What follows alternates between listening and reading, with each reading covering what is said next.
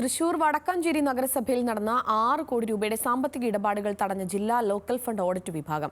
പദ്ധതി നിർവഹണത്തിനായി ഫയലുകൾ ഇല്ലാതെയും രേഖകൾ കാണിക്കാതെയുമാണ് പണം ചെലവാക്കിയതെന്ന കണ്ടെത്തലിന്റെ അടിസ്ഥാനത്തിലാണ് നടപടി. അതേസമയം നഗരസഭയിൽ നടന്ന ഓഡിറ്റിംഗ് വകുപ്പുതല നടപടികൾ മാത്രമാണെന്നും സാമ്പത്തിക ക്രമക്കേടുകൾ നടന്നിട്ടില്ലെന്നുമാണ് നഗരസഭാ അധികൃതർ നൽകുന്ന വിശദീകരണം. 2020-21 മുതലുള്ള 3 വർഷത്തെ കണക്കെടുപ്പിലാണ് വടക്കാഞ്ചേരി നഗരസഭ നടത്തിയ പദ്ധതി നിർവഹണങ്ങളിലും സാമ്പത്തിക ഇടപാടുകളിലും ക്രമക്കേടുകൾ കണ്ടെത്തിയത്.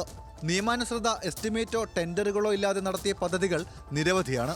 9.5 ലക്ഷം രൂപ ചെലവഴിച്ച വാഴാനിപ്പുഴ ശുചീകരണം, വിവിധ പദ്ധതികളിലായി ചെലവഴിച്ച 15.19 ലക്ഷം രൂപ, സെക്രട്ടറി നിർവഹണ ഉദ്യോഗസ്ഥനായി നടപ്പാക്കിയ പദ്ധതികളിലെ 34.2 ലക്ഷം രൂപ തുടങ്ങിയ വിവിധ പദ്ധതികളിലായി 6 കോടി രൂപയുടെ രേഖകൾ ഹാജരാക്കാൻ നഗരസഭാ അധികൃതർക്ക് കഴിഞ്ഞിരുന്നില്ല.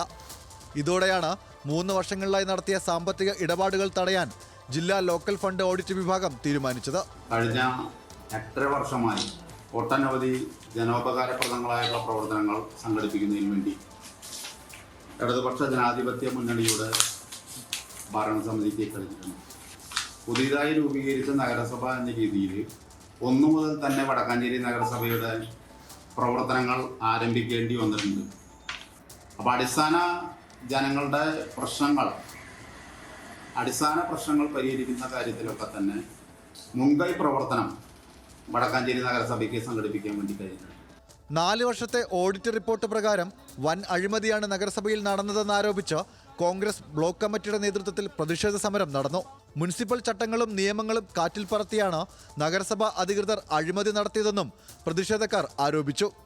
എന്നാൽ പൊതുജനങ്ങളെ തെറ്റിദ്ധരിപ്പിക്കുന്ന വ്യാജ പ്രസ്താവനകൾ പ്രതിപക്ഷം പടച്ചുവിടുകയാണെന്ന് നഗരസഭാ ചെയർമാൻ PN സുരേന്ദ്രൻ നൽകുന്ന വിശദീകരണം. ആക്ഷേപങ്ങളും അല്ലെങ്കിൽ വ്യത്യസ്തമായിട്ടുള്ള അഭിപ്രായങ്ങളും ഉണ്ടാക്കിക്കൊണ്ട് ജനങ്ങളെ തെറ്റിദ്ധരിപ്പിക്കാൻ ആവശ്യമായിട്ടുള്ള നിലപാടുകൾ സ്വീകരിച്ചുകൊണ്ടിരിക്കുകയാണ്. ഇവിടെ വളരെ കൃത്യമായ ഓഡിറ്റ് റിപ്പോർട്ടും മറ്റ് സംഗതികളൊക്കെ തന്നെ നല്ല ഫലപ്രദമായി ചർച്ച ചെയ്തുകൊണ്ട് തന്നെയാണ് നമ്മൾ മറുപടി തയ്യാറാക്കുക. ഇതിൻ്റെ അതോറിറ്റി സെക്രട്ടറിയാണല്ലോ, ഒരു ലൈബ്രറി സെക്രട്ടറിക്ക് ഇത്ര രൂപ അടയ്ക്കണം ഞങ്ങൾ എന്ന് പറഞ്ഞു വരണ്ടേ? അത് കഴിഞ്ഞിട്ടില്ല, അല്ല അങ്ങനെ ഒരു സംഗതി ഉണ്ടായിട്ടില്ല.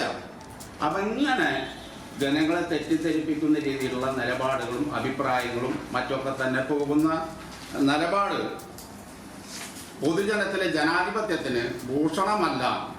അത് വടക്കാഞ്ചേരി നഗരസഭയിലെ ജനങ്ങൾ തള്ളിക്കളയും എന്നുള്ള കാര്യത്തിൽ യാതൊരു സംശയവുമില്ല.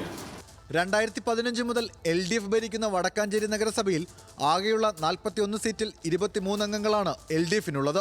കോൺഗ്രസ് അംഗങ്ങളായ 17 പേരും BJP അംഗമായ ഒരാളുമാണ് തെരഞ്ഞെടുക്കപ്പെട്ട മറ്റു ജനപ്രതിനിധികൾ. ന്യൂസ് മലയാളം, തൃശൂർ.